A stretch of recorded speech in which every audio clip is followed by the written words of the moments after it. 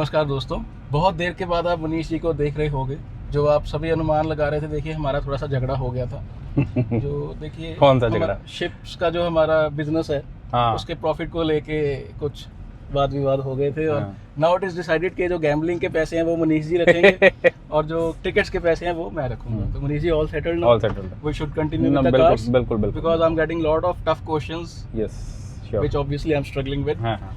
मनीष जी, एक बहुत repeated question आ रहा है।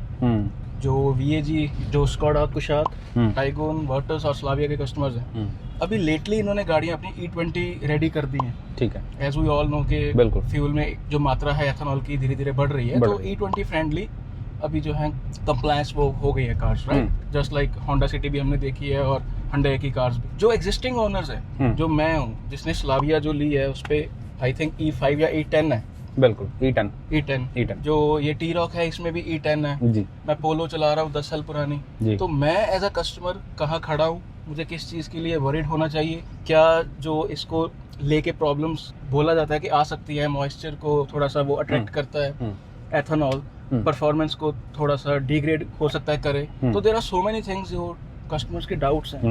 मैं चाहता हूँ आप विस्तार में पूरा 2 मिनट में बता दें। श्योर। 2 मिनट तो नहीं, मैं 2 मिनट में तो नहीं मैं बता पाऊंगा, आपको पता ही है ना। सॉरी बट ये है कि ना एक्चुअली क्या होता है ना कि जो एक मार्केट रहती है ऑटोमोबाइल मार्केट किसी भी कंट्री में, और खासकर डेवलपिंग इंडिया जैसी, अब जैसे ही हम 4th या 5th लार्जेस्ट हैं, तो वहां पर मैंने पहले एक वीडियो में भी बताया था कि हमारे यहाँ पे ना ट्रायंगल है।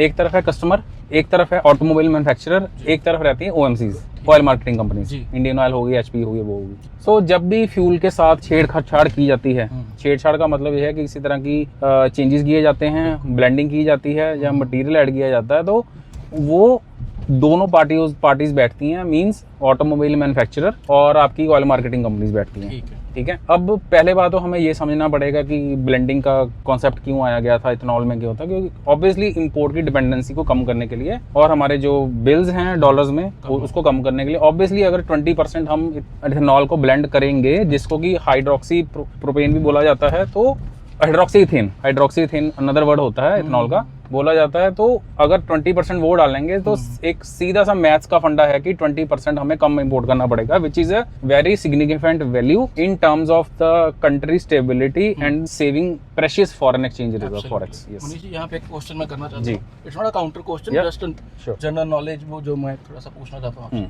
जहाँ तक मुझे पता है एथेनॉल जो है वो शुगर केन से बनाई जा रही है जी। तो इंडिया इतनी बड़ी कंट्री है, हमारे शुगर केन का इतना उत्पाद है कि we are able to fulfil this demand of 20% या कल को 100% का भी। हाँ, उसमें मैं बताता हूँ। उसमें अगर आप मैगजीन कुछ ये ना जो हम शुगर केन की बात कर रहे हैं ना, ये नॉर्मली न्यूज़पेपर में और जो नॉर्मल मैगजीन्स आती हैं या कुछ भी आते हैं, जो हमारे पब्लिकेशंस आती है, उसमें ये चीज़ें नहीं आती। बट अगर आप गवर्नमेंट की पब्लिकेशन योजना को उठा के पढ़ेंगे, जो कि एक न्यूट्रल स्टांस रहता है, मतलब गवर्नमेंट की अंडरटेकिंग नहीं होती, but it's all about the government policies और जो भी चल रही है योजना के नाम से, वहां पर आपको पता चलेगा कि कैसे शुगर केन की प्रोडक्शन को बढ़ाकर उसको डाइवर्ट करा जा रहा है फ्रॉम, जो कि रॉट हो रही थी पहले, शुगर मिल्स के बाहर पड़ी रहती थी, और उसमें बहुत ज्यादा इंसेंटिवाइज करने की स्ट्रक्चर है एक। मैं आपको उसमें एक प्रॉपर मैंने ऐसी चीजें मैं संभाल के रखता हूँ, खासकर जो ऑटोमोबाइल के रिलेटेड हो, तो मैं आपसे शेयर करूंगा घर जाते ही। सो उसमें government is taking a necessary step on making sure कि उसकी सप्लाई साइड, अब ऑब्वियसली अगर E20 में अगर 20% इथेनॉल लाना है तो इतना वेग तो नहीं होगा कि सप्लाई नहीं है और उसको ब्लेंड करना शुरू कर दिया। और कभी भी ऐसा नहीं होता, उसमें प्रॉपर चैनल से प्लानिंग होती है, प्लानिंग से COPs होते हैं। तो COP में ये चीज़ इंश्योर की जाती है कि हमारी इतनी डिमांड है, उसको सप्लाई को कैटर करने के लिए क्या हमारे पास 20% वो है। सो अगर ये चीज़ इंप्लीमेंट की गई तो उससे पहले it's a government duty, no matter कौन सी गवर्नमेंट है, तो इससे गवर्नमेंट ड्यूटी सप्लाई को इंश्योर करना, और सप्लाई साइड से किस हिसाब से इंसेंटिवाइज करके जो शुगर केन की प्रोडक्शन है या जहाँ पे प्रोसेस हो रही है, जहाँ इथेनॉल निकाली जा रही है, तो इट्स ऑल इंटरनल थिंग। सो हमें उस चीज में घुसने की जरूरत नहीं, इट्स नॉट आवर बिजनेस। मेरा बहुत एक सिंपल क्वेश्चन है एज अ कार ओनर। मेरी कार में अगर E10 कंप्लायंस है और E20 फ्यूल अगर आना शुरू हो गया, E10 की मेरे पास ऑप्शन भी नहीं है, मैं बोलूं मैं ज्यादा पैसे देके E10 डाल दीजिए या प्योर पेट्रोल डाल दीजिए, नहीं ऐसा कुछ नहीं। मैं कहाँ खड़ा हूँ अगर मेरी कार में कोई दिक्कत आती है? संदीप जी, इसमें ना पहले तो क्वेश्चन ही थोड़ा सा रेलेवेंट हो जाता है, मैं आपकी बात नहीं कर रहा। हाँ जी, हर एक मेरा देखिए क्वेश्चन थोड़ा सा और है, मैं ऐड करना चाहता हूँ। मुझे जब मेरी कार में दिक्कत आएगी, मुझे ना तो कार ब्रांड्स पे ट्रस्ट है, ना मुझे सरकार पे ट्रस्ट है। बट दिक्कत आएगी नहीं, वो मैं बता रहा हूँ कैसे। इसमें मैं बहुत ही क्रेडिबल फैक्चुअल इंफॉर्मेशन ही शेयर करेंगे जो है। So after the video anyone can pause, anyone can comply कि हम इज इट अ फैक्ट और व्हाट इज इट। सो सबसे पहले मुझे लगता है कि जब मैं आपको वो चीज़ हम डिस्कशन कर लेंगे, बता दूंगा, in next 8 to 10 minutes hardly लगेंगे, तो उसके बाद शायद आपका क्वेश्चन ही ना रहे या आपके मन में एंजाइटी ना रहे जो कि हमारे व्यूवर्स हैं। तो मुझे लगता है कि इस वीडियो को देखने के बाद इंडिया में जिनके पास भी E20 का या E10 के रिलेटेड कुछ भी है ना, तो वो सारे ही निकल जाएंगे। वी विल मेक श्योर कि hardly it's a matter of 2 pages, हम रेफरेंस एक स्क्रीनशॉट डाल देंगे जिसमें जाके आप वो चीज़ पढ़ सकते हैं, क्योंकि वो सोर्सेज निकालना PIB से प्रेस इन्फॉर्मेशन ब्यूरो, वहाँ से निकालना जो एक जर्नल्स और सर्कुलर्स होते हैं OMCs के, वहाँ से इन्फॉर्मेशन आती है, मेरा सोर्स वहीं से रहता है। तो मुझे लगता है कि उसको डिस्कशन करने का टाइम आ गया है। फिर मैंने बताया कि हाइड्रोक्सीथेन बोला जाता है, अब obviously it's an organic matter, right. और जो पेट्रोलियम है that is like we can say कि क्रूड ऑयल से हम उसको करके तो हम उसको एक्सट्रैक्ट करके निकालते हैं। तो जो ब्लेंडिंग आपने जो क्वेश्चन किया था कि E10 वाले में E20 डालना, मैं कहता हूँ कि उससे प्री इरा में भी जिनमें कि E10 भी नहीं था उस टाइम पर भी इंजन बने थे, अगर उसमें भी E20 डाल दिया जाए तो उसमें दिक्कत नहीं होगी। वो कैसे, उस पर आना चाहूंगा, जंप करके आना चाहूंगा। क्योंकि जब ब्लेंडिंग आती है तो उस टाइम पर जो ऑयल मार्केटिंग कंपनी रहती है और जो केमिस्ट्री एग्जीक्यूटिव डिपार्टमेंट जो रहता है उनका अंदर से, जो कि मेक श्योर करता है कि अब ऑब्वियसली उस गाड़ियों में डाला जाएगा, सप्लाई साइड देखी जाती है, जिसमें कि आपको पता होगा कि ट्रांसपोर्टेशन में भी अलग से विंग रहता है, जो कि एक्सप्लोजिव में आपको पता है कि एक्सप्लोजिव कैटेगरी में आता है ये वाला। और प्रोडक्शन साइड में उस चीज को कैटर और काउंटर बैलेंस करने के लिए जब E20 फ्यूल आपकी कार से डलने से पहले उसमें बहुत सारे एडिटिव्स, एजेंट्स एंड स्टेबलाइजर्स डाले जाते हैं। अब आप कहेंगे कि उसकी रेलिवेंस क्या है, उसकी मैं डिटेल जाना चाहूंगा। अब हमें भी पता है कि इथेनॉल है वो एक तरह से मॉइस्चर को अट्रैक्ट करती है, उसकी एक क्रोजिव प्रॉपर्टी है, it's a corrosive agent, corrosive metal activator, आप टर्म सुनिए, metal activator, corrosive and moisture absorbent and foaming also. आपने देखा होगा कि जब हम शुगर केन का जूस भी लेते हैं या अगर आप इथेनॉल को हाइड्रोक्सीथेन को अगर आप डालेंगे तो उसमें फोम बनती है, ठीक है। तो दिक्कतें 2 नहीं है, दिक्कतें 4 हैं अगर वो रॉ फॉर्म में हम देखें तो। अब आप कहेंगे कि उसको OMCs ने किया क्या गया, उसमें क्या उसके पीछे में साइंस है और कैसे आपकी एंजाइटी खत्म होगी। अब आप ध्यान से मेरी बात सुनिए, एक एक्सटेंसिव टॉपिक है बट 7 से 8 मिनट में it will be covered. Agents की मैंने बात की, मैंने मल्टी फंक्शनल एडिटिव्स की बात की थी। अब एडिटिव्स में ही एजेंट्स भी आते हैं और ऑक्सीडेंट्स भी आते हैं। अब आप ऑक्सीडेंट्स का मतलब है एंटीऑक्सीडेंट्स। अब एंटीऑक्सीडेंट्स ह्यूमन फैक्टर वाले नहीं, अब इसमें भी एंटीऑक्सीडेंट्स आते हैं। वो कौन से आते हैं हम उस पर भी बात करेंगे। तो सुंदरदीप जी, सबसे पहले उसकी क्रोजिव प्रॉपर्टी को खत्म करने के लिए उसमें सबसे पहले क्रोजन इनहिबिटर्स डाले जाते हैं। क्रोजन इनहिबिटर्स मींस जो मेटल को एक्टिवेट करते वक्त जो क्रोजिव एजेंट उसको बनाते हैं, उसको काउंटर बैलेंस करने के लिए क्रोजन इनहिबिटर्स डाले जाते हैं, जिनका की बेस रहता है फिनॉल, PHENOL, ठीक है। अब उसमें एमाइन है, जो भी है वो हम आगे बात करेंगे। सो अब मैंने क्रोजन इनहिबिटर्स बात की। अब इससे क्या होगा कि जिनको ये डर रहता है कि क्रोजन करेगा तो वो चीज़ निकल गई। अब इसका क्रेडिबल सोर्स मैं आपको स्क्रीनशॉट शेयर करूंगा। तो क्रोजन इनहिबिटर्स डालकर उसकी क्रोजन प्रॉपर्टी को खत्म कर दिया गया। मुझे खुशी हुई है जी। अब उसको स्टेबलाइज भी करना है। अब जब गवर्नमेंट ने 20% इथेनॉल डाला तो उसमें गवर्नमेंट विल मेक श्योर जो 80% डाला गया है that is a pure petrol, not pre mixed ethanol, तो उसमें फिर क्वांटिटी बढ़ जाएगी। So this is a fact. अब उसको स्टेबलाइज करने के लिए उसमें एंटीऑक्सीडेंट्स भी डाले जाते हैं। अब आप कहेंगे एंटीऑक्सीडेंट्स का काम, अब हम कहेंगे कि human it's related to ageing and this.